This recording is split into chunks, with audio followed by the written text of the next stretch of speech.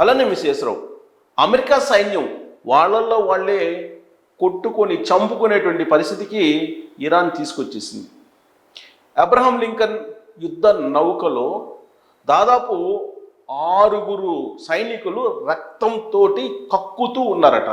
ఇది అంతర్జాతీయ మీడియాలో వచ్చినటువంటి తాజా న్యూస్. దానికి కారణం ఏంటంటే దాదాపుగా 9 నెలల నుంచి ఈ అబ్రహాం లింకన్ అనేటువంటి యుద్ధ నౌక సముద్రంలోనే ఉంది.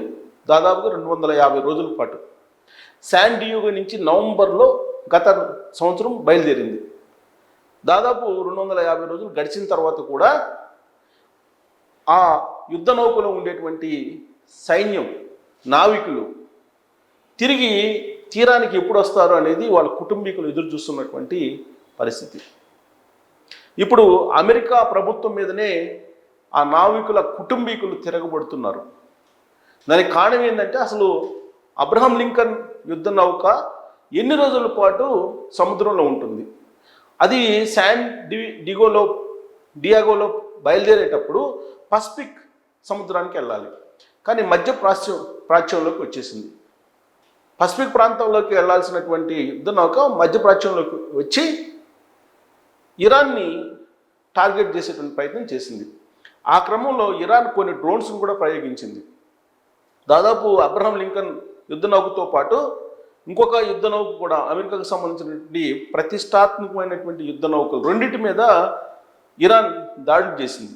స్వల్పంగా డ్యామేజ్ కూడా అయ్యాయి అవి.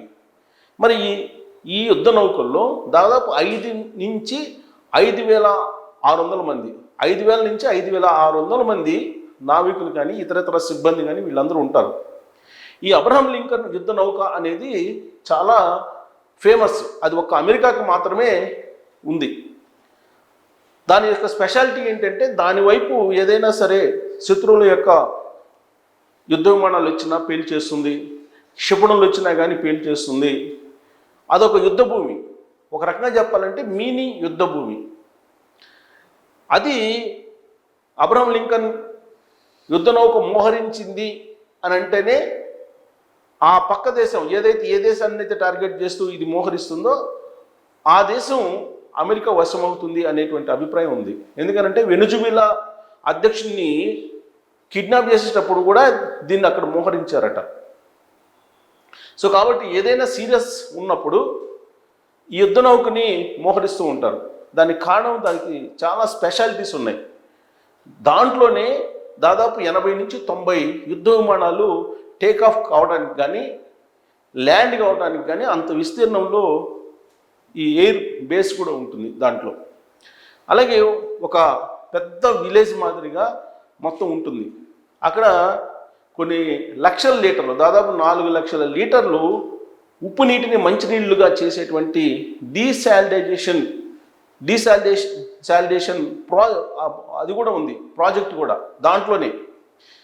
సో ఇన్ని రకాల ఫెసిలిటీస్ ఉంటాయి, అన్ని రకాల ఫెసిలిటీస్ ఉంటాయి. కానీ ఇప్పుడు అనుకున్న టైం కంటే ఎక్కువ రోజుల పాటు గడిపినందు కారణంగా సముద్రం లోపల ఆ ఫెసిలిటీస్ ఏవైతే ఉన్నాయో సైనికులకు ఉండాల్సినవి అవన్నీ కూడా ఫంగస్ రావటం, రకరకాలుగా అవి చెడిపోవటం ఇలా జరిగింది. దీంతో కనీస సౌకర్యాలు లేకుండా ఏ సైనికుడు కూడా బతకలేడు ఎక్కువ రోజులు. ఇప్పుడు అమెరికా సైన్యం యొక్క పరిస్థితి కూడా అదే. బహుశా ఇది ఇరాన్కి తెలుసు. అందుకే ఇరాన్ పత్రికే రాసింది ఈ న్యూస్ని. ఆ తర్వాత ఇప్పుడు అంతర్జాతీయ మీడియాలు అన్నింటిలో వస్తుంది, స్ప్రెడ్ అవుతుంది ఆ న్యూస్. అమెరికా సైన్యం ఇరాన్లో అడుగు పెడితే భూతల యుద్ధానికి గనక దిగితే ఒక్కళ్ళు కూడా మిగలరు, శవాలుగా వెనక్కి వెళ్తారని చెప్పి ఇరాన్ వార్నింగ్ ఇచ్చింది.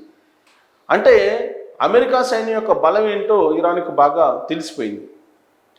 పైగా అబ్రహాం లింకన్ లాంటి యుద్ధ నౌకని టార్గెట్ చేసి డ్రోన్స్ ప్రయోగించింది ఇరాన్ అని అంటేనే ఇరాన్ వెనక్కి తగ్గదని. ఇప్పుడు తాజాగా ఏం చెప్తూ ఉన్నారు, అమెరికాకి అధ్యక్షుడిగా ట్రంప్ ఉన్నంత వరకు యుద్ధం ఆపేదే లేదని చెప్పి ఇరాన్ ప్రకటించింది తాజాగా, లేటెస్ట్గా.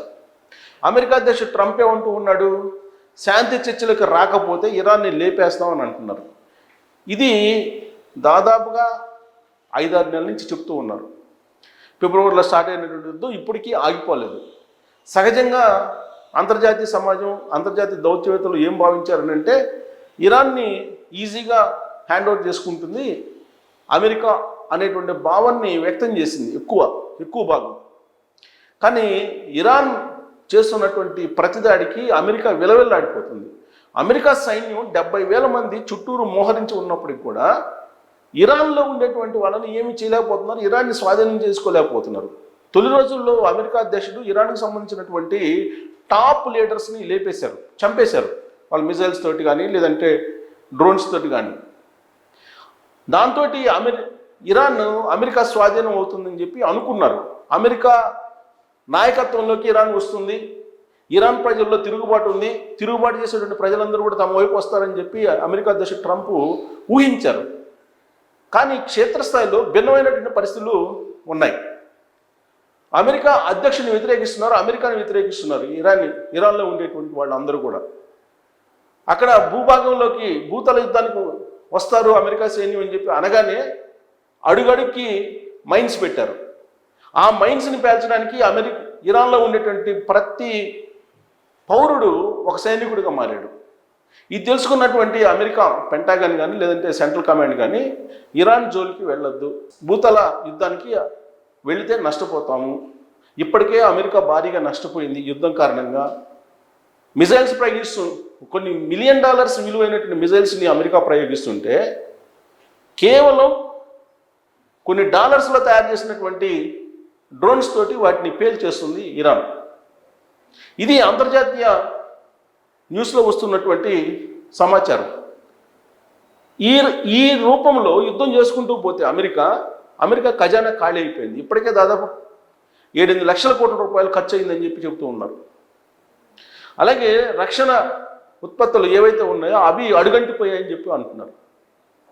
పైగా అమెరికాలో ఉండేటువంటి ప్రతినిధులు ఈవెన్ రిపబ్లికన్ పార్టీస్కి సంబంధించినటువంటి వాళ్ళు కూడా వ్యతిరేకిస్తున్నారు ట్రంప్ నిర్ణయాన్ని. ఇలాంటి పరిస్థితుల్లో ట్రంప్ యుద్ధాన్ని కొనసాగించాలి, ఇరాన్ని తమ వైపు తీసుకొచ్చుకోవాలి, హార్ముజ్ మీద మొత్తం తన ఆధిపత్యం ఉండాలి, హార్ముజ్ తన ఆధిపత్యంలో ఉందని చెప్పి ఊరికే చెప్తూ ఉన్నారు. కానీ అది వాస్తవం కాదు. ఇవాళ కూడా హార్ముజ్ పూర్తి స్థాయిలో ఇరాన్ ఆధ్వర్యంలోనే, ఇరాన్ ఆధీనంలోనే ఉంది. మరి ఇలాంటప్పుడు ట్రంప్ చెప్పేవన్నీ అబద్ధాలు. ట్రంప్ ఏమంటాడు, ఇరాన్ చెప్పేవన్నీ అబద్ధాలు, యుద్ధానికి మనం సిద్ధం కావాలని అంటారు. ఇప్పుడు కొన్ని 100 మంది అమెరికా సైన్యం చనిపోతున్నారు. శవాల గుట్టలుగా అబ్రహం లింకన్ యుద్ధ నౌకలో కనిపిస్తూ ఉన్నారు. ఆ యుద్ధ నౌక యొక్క స్పెషాలిటీ ఏంటి అని అంటే కొన్ని స్పెషాలిటీస్. ఇక్కడ ఈ యుద్ధ నౌకకు సంబంధించి 332 మీటర్లు పొడవు, దాని పొడవు 332 మీటర్లు అంటే ఆల్మోస్ట్ అడుగులు 1192 అడుగులు, 1192 అడుగులు. బరువు వచ్చేసి 1,00,000 టన్నులు బరువు ఉంటుంది, 1,00,000 టన్నులు బరువు. విమానాలు టేకాఫ్ కానీ ల్యాండింగ్ కానీ అవటానికి 4.5 అంటే 4.5 ఎకరాల విస్తీర్ణంలో ఎయిర్పోర్ట్ని ఏర్పాటు చేశారు. దాంట్లో అంటే కదిలే యుద్ధ భూమి అనుకోవచ్చు దాన్ని.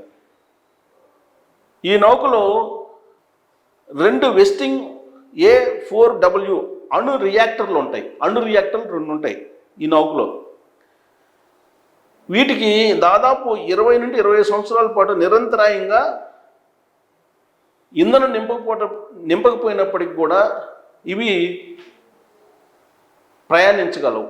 ఏది ఈ వెస్టింగ్ హౌస్లు దాంట్లో ఉండేవాడు. ఇక